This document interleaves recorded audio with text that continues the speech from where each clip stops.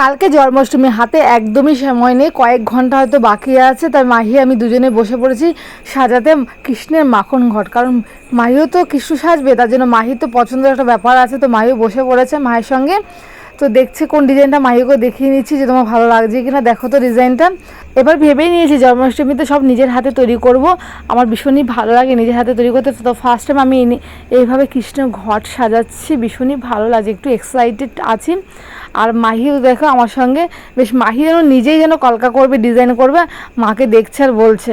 তো ঘরটা দেখো আমি এতটাই সাজিয়ে নিয়েছি। এখন দেখো মাঝখানটায় রেড কালার দিয়েছি, এখন অনেকটা সাজ বাকি আছে, জরিটা লাগিয়ে নিয়েছি। জরি আমি এখানে আর ব্যবহার করব না, এখন স্টোন ব্যবহার করব। তো এখনও কলকাতা করা এখনও বাকি আছে। তার মধ্যে এখনও কৃষ্ণের যে বাঁশি, সে বাঁশিটা তৈরি করে নিয়েছি। এখন অনেকগুলো কাজ বাকি আছে, চলো তোমরা দেখতে থাকো। ফাইনালি তোমাদের আমি দেখিয়ে দেবো। আপাতত এতটুকুই দেখিয়ে দিলাম, চলো টাটা বাই।